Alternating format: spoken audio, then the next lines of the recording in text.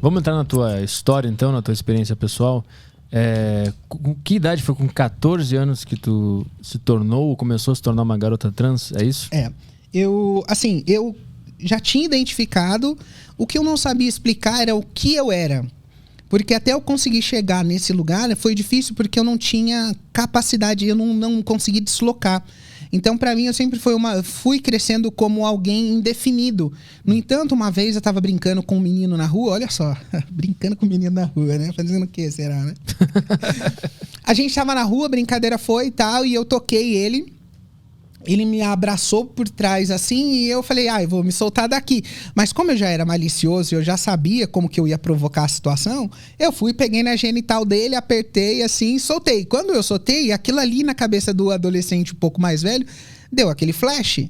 Quando deu o flash, ele falou, não, eu vou provocar essa situação, né? Eu vou com ele já me levou para um lugar mais escondido e tal.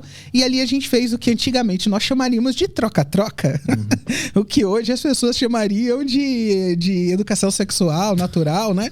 Aula de biologia. A gente chamaria de troca-troca. E foi rolar esse troca-troca. Ainda que eu era mais novo, ele mais velho. E aqui eu sempre falo que os maiores abusadores são os adolescentes, mas ninguém quase está pronto para essa discussão, né? Aí ele foi e me levou. E quando a gente estava fazendo, tá óbvio que eu não ia conseguir ter penetração com ele, era criança. Quando ele acabou ejaculando nas minhas costas, eu fui para casa, comecei a chorar no chuveiro, me lavando e tal, e falei, eu vou engravidar. Então, tu imagina, um menino nessa idade de aproximadamente 8 anos que não sabe se é menino ou menina e que ele não pode engravidar. É óbvio que aqui você já tem a disforia, não que é a dor, né? Mas você já tem aqui uma incongruência de gênero. Essa pessoa não conseguia se enxergar. Uhum. E aí, as pessoas na minha volta, eles olhavam e pensavam que eu era gay, né?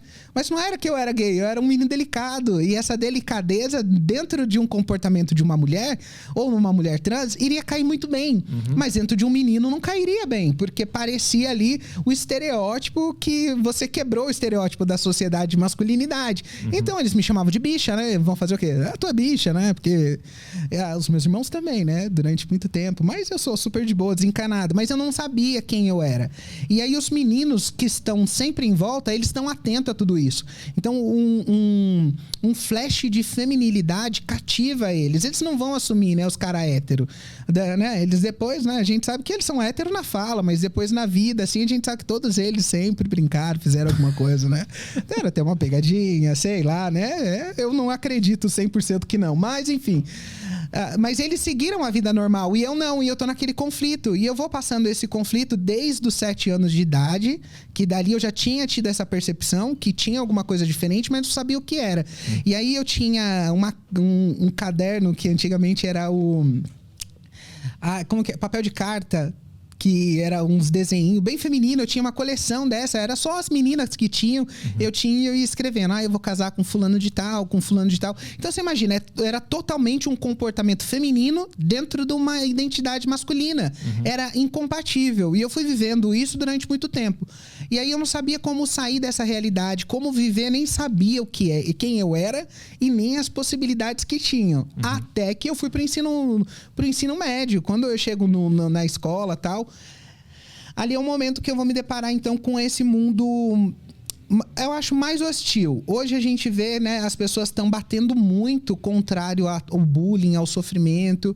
E no meu período, se eu fosse uma pessoa mais introspectiva, talvez eu teria tido problema. Mas eu fazia o quê? Eu ia praticar esporte para colocar para fora tudo aquilo que estava dentro. Porque eu não podia chegar em casa e falar para minha mãe, os outros estão me chamando de bicha. Mãe, os outros ficam me chamando de Gina. Mãe, os outros me chamam de Linda Inês. Cara, Arthur, eu nunca tive nome masculino. Nunca ninguém me chamou de nome de homem. Uhum. Até hoje, eu vou falar no telefone, os outros me chamam de senhora. Tu imagina antigamente. Uhum. Aí eles... Toda essa pressão acabou fazendo com que eu buscar um lugar de refúgio. E o ambiente religioso, né, o ambiente da igreja foi esse lugar onde eu podia estar perto das pessoas, as pessoas me abraçavam, estavam comigo. Então eu tinha as amizades, o entrosamento. No entanto, quando você chega na adolescência, na fase dos 15 anos, você vai chegando num momento de questionamento. Você vai se questionar e as pessoas na sua volta vão ouvir seus questionamentos também. Mas naquela época as pessoas não sabiam responder.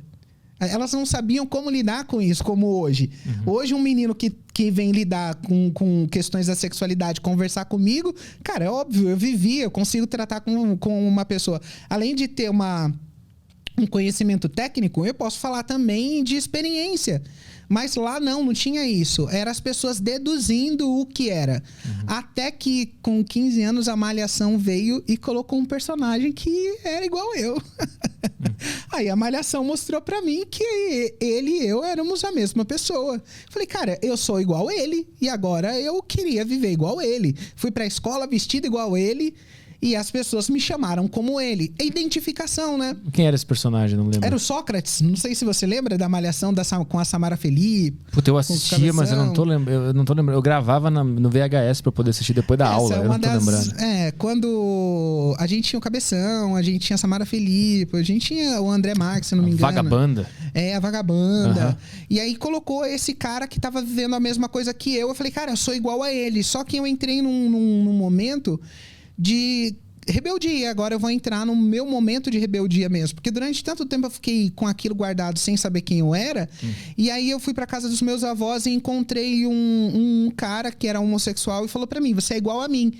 Mas igual a mim como? Porque a minha questão é quem eu sou. A minha busca, a busca do adolescente em si, ele tá nessa busca de identidade, de descobrir quem ele é. Ele vai tentando fazer isso entre os amigos, entre uma banda de favorita, entre alguma coisa. Mas assim, a tua dúvida de quem tu era tinha muito a ver com o feedback da sociedade também.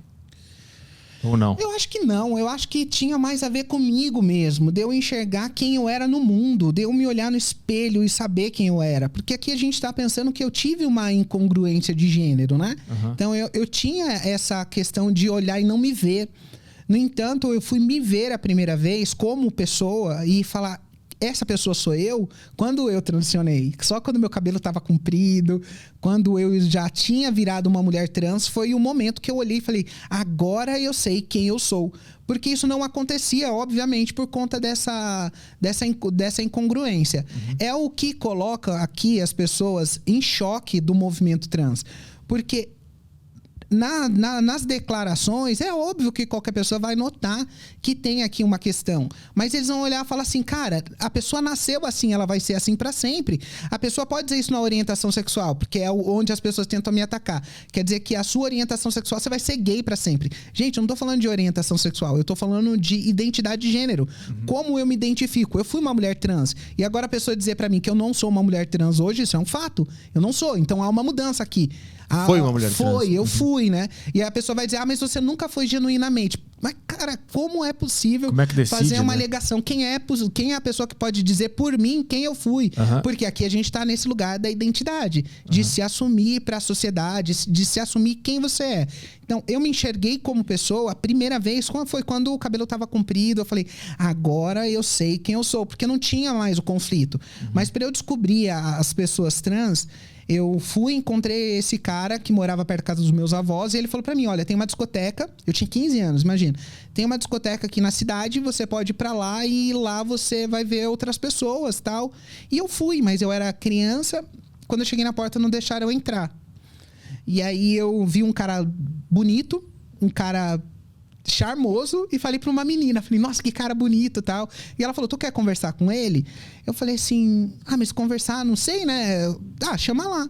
E ele veio pra gente conversar, a gente sentou numa escadaria que tinha perto da discoteca ali, fora da discoteca, e a gente começou a conversar e foi a primeira vez que rolou um beijo. E aí aqui não tinha mais aquela coisa do troca-troca, da brincadeira. Aqui tinha emoção. Então foi a primeira vez que não foi algo... não forçado, sabe? Mas não foi aquela coisa só... vem aqui, vamos brincar de troca-troca. Teve conquistas, mas tem a ver com paradas. Um beijo, com troca de olhares. E foi muito engraçado, Arthur. Porque eu fui conversar com ele e ele falou, mas você é crente? Eu falei, por que você tá perguntando isso, né? Porque eu ia pra igreja. Fui pra igreja desde a infância até a fase de adolescência. E aí ele falou, por causa da sua camiseta. Cara, eu fui pra discoteca gay com uma camiseta escrito, porque Deus amou o mundo de tal maneira que deu seu filho unigênito para todo aquele que crê. Então, tipo, duas realidades aqui, né? E eu vou explicando no desdobramento essas duas realidades, que eu acho super interessante. Que é a realidade da religião, né? Da vida religiosa e agora de ser quem eu quero, né? Essas duas coisas em choque. No entanto, no meu primeiro encontro, eu tô com ela. E aí, quando a gente decidiu ir para um lugar mais escondidinho, para fazer uma brincadeira ali, como é natural, quando ele veio tocar na genital, ali foi o momento que na minha mente já... o gatilho veio. Cara, ele não podia tocar em mim. Ninguém tinha tocado em mim. Ele não podia tocar porque eu era mulher. E como mulher, ele não me tocava. Então é óbvio que eu tinha que ser o passivo da situação. E eu não teria como fazer com ele essa troca-troca. Porque aquilo ali pra mim era inconcebível. Ele tinha que ser o homem. E eu tinha que ser a mulher. E ele tinha que ver isso. Mas num ambiente gay, né? Num relacionamento gay, a gente pensa que isso quase que não vai acontecer. Porque aqui não tem a ver com com a orientação sexual, mas com a identidade de gênero. Porque na minha identidade de gênero, a minha mente já estava falando pra mim, você é mulher. Então mulher não toca na genital, ninguém vai tocar no meu pênis, porque era aquilo a única coisa que me fazia como um homem. Que isso aqui é, de certa forma, politicamente correto. Tem mulheres trans que se sentem bem com o pênis e não se veem menos mulher por isso. Mas aqui no meu caso, eu não me via bem com o meu pênis. E aqui é uma questão pessoal, tá sempre nesse campo dessa descoberta. E aí, nesse lugar, eu não entrei na sexta, que foi ali, né? Mas tinha matinê no domingo. Aí eu falei pra minha mãe, eu vou pra igreja. Mas eu não fui pra igreja. Eu entrei. Quando eu entrei, cara, parece que eu entrei no paraíso.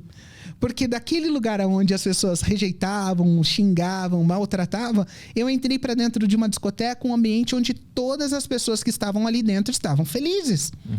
Rindo, se divertindo, bebendo, beijando na boca, homem com homem, aquela coisa toda.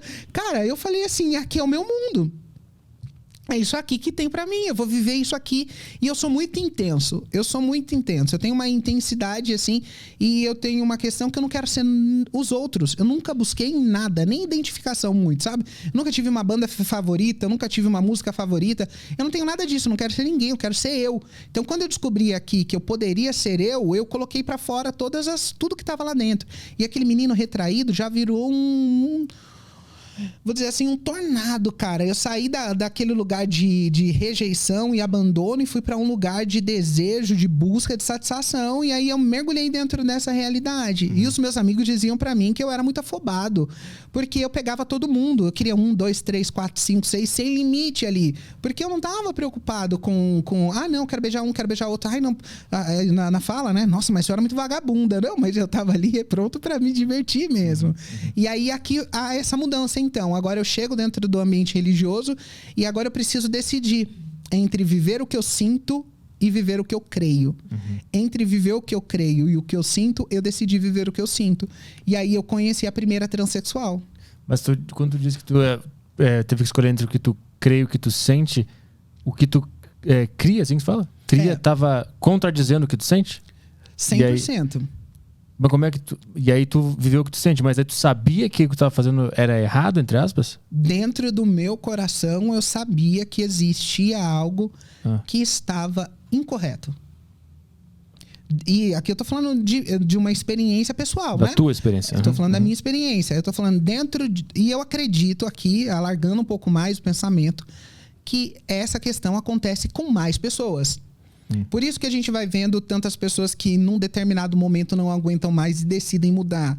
Porque a maioria das pessoas, cara, eu vou falar uma coisa assim muito politicamente correta, me perdoem, mas, cara, 98% das pessoas que viveram ou vivem, né, a vida homossexual, trans ou o que seja, são desviados das igrejas. Aí eu falo que todo viado é desviado. Então, eu presenciei isso na maior parte das vezes. Todos eles passaram por esse ambiente.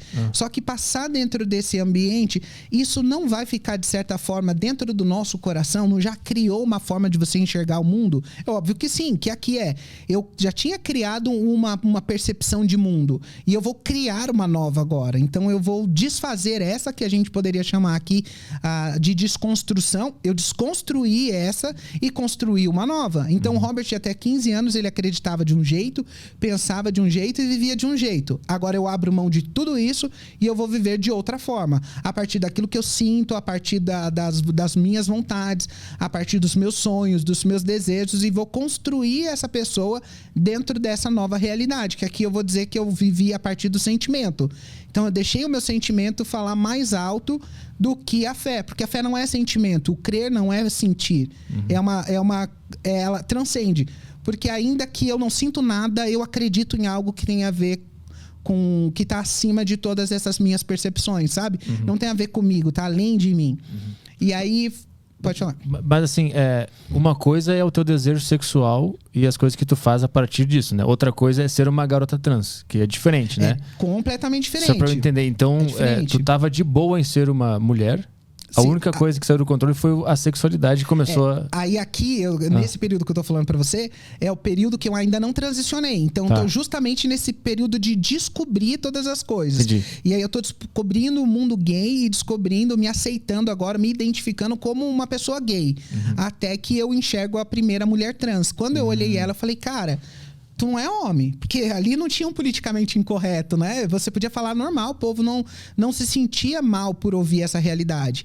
E aí eu cheguei e perguntei, tu é homem? Ela falou assim, sou uma mulher, sou trans, né? Sou travesti e tal. Eu falei, cara, não acreditei aquilo. E com aquela ali eu não mantive um diálogo muito longo, mas eu vi aquela primeira impressão. E depois, nos outros domingos que eu comecei a ir nesse lugar, frequentar essa discoteca e tal, eu vi umas outras meninas que eram trans. E ali eu vi uma que era, assim, fantástica. Nem mulher era tão bonita quanto ela. E eu falava, cara, tu é muito linda. Eu não acredito, né? Eu quase dizendo pra ela que eu não acreditava, eu queria até ver, né? E ela falou, não, eu sou... E ali eu comecei a ver mais pessoas trans. E foi o momento que eu comecei a chegar mais perto... E eu comecei, nas primeiras oportunidades que eu tive, ir pra discoteca e fazer aquele show de transformismo, sabe? Então, aquela era a oportunidade que eu tinha de me vestir de mulher. Então, aquele era o momento que eu conseguia colocar uma roupa. E eu não tô dizendo isso aqui, as pessoas vão dizer... Mas a minha irmã é testemunha. Minha irmã tá ali, gente. Vocês não estão vendo, mas ela tá ali. A minha irmã é testemunha. Quantas vezes eu pegava a roupa dela dentro de casa, quando criança, e colocava pra ela, já querendo me enxergar dentro daquela realidade. Mas eu fazia isso, ela via. Agora ali não, ali eu tinha essa oportunidade de colocar a roupa, de me vestir, de me sentir, mas depois de manhã eu tinha que voltar à realidade. E aqui eu entrei no conflito existencial. Quem eu sou? Eu sou o Robert ou eu sou a Sabrina? É a Sabrina ou é o Robert? E foi indo até o momento que eu decidi não mais viver como Robert. Parei de estudar, parei de ir pra escola, parei de fazer todas as coisas. E aí eu segui quase que a ordem natural, né? Não deveria ser, né? Mas a ordem natural que muitas meninas trans vivem hoje. E eu fui pra prostituição, porque era a única fonte de renda que eu tinha e o ambiente que eu tava era um ambiente que favorecia isso. Eu precisava me sustentar, precisava ter uma fonte de renda e eu precisava viver como eu era. E eu lembro que minha avó falou uma frase pra mim que foi que marcou assim para eu dar um pontapé de sair de casa. Ela falou, filho, sua mãe já sofreu muito. Então não faça ela sofrer. E eu via como um sofrimento da minha mãe toda aquela exposição. Tem gente que não, acho que a família é obrigada, né, a saber lidar com tudo isso. Mas não é tão simples assim quanto parece. Na teoria, deveria, mas na prática, existe uma forma quase que... eu lido com isso, né? Com muitas mães. Eu tento explicar para elas o quanto que é necessário que elas saibam lidar com isso. Mas, Arthur, é tão complexo para a mãe e para o pai entender. É tão complexo que a gente nunca se coloca no lugar deles. Tu ajuda famílias de mulheres trans ou homens trans a entender essa situação toda. De adolescentes, né? A mãe, o pai conseguir lidar, amar, respeitar. Conseguir lidar com o filho acima da orientação ou da identidade de gênero. Sim. Entender que ele é uma pessoa e como pessoa precisa ser amado. E não pelo que ele faz. Não interessa o que ele faz. Mas é que as pessoas não conseguem chegar às vezes nesse lugar. E eu me questiono. Como que não consegue? É seu filho, né? A gente faz esse questionamento. Mas tem coisa que é só no outro, o pai e a mãe, como eles sentem essa realidade, é só ouvindo que a gente vai conseguir entender. Porque para eles é uma frustração. Talvez é uma frustração de uma idealização que eles fizeram nos filhos. Que eu não acho correto, que eu acho incorreto isso. Né? O filho tá aí para ser o que proporcionou para ele a realidade dele, a existência dele. Mas precisa entender que essa realidade precisa de separar o que ele faz de quem ele é. Eu faço essa separação, porque acima de qualquer coisa ele é filho. E aí eu não tive, né? Mas a minha avó me deu essa sacada. Então, Quando a minha avó falou isso pra não fazer minha mãe sofrer, eu entendi que era um sofrimento que podia ser pra ela. E eu decidi sair de casa. Mas como é que foi que a tua família foi notando que estava mudando? Tu ia chegando em casa? Eu comecei a sair, porque no horário que eu ia pra igreja, eu não ia mais pra igreja, eu ia pra discoteca, eu voltava mais tarde, e eu já comecei a beber, comecei a tirar a sobrancelha um pouco mais, parei de ir pra igreja. Então eles foram notando os meus comportamentos. E a minha mãe foi percebendo, e ela quis me parar, né? Falou, não, você não vai. Eu falei, não, a senhora não tem que decidir mais se eu vou ou não vou. Eu pulava a janela e eu ia, tipo, não tinha essa. Mas aí a discussão era ser homossexual ou era ser trans? Ser homossexual. Porque no momento que eu transicionei, eu já saí de casa. Tá, entendi.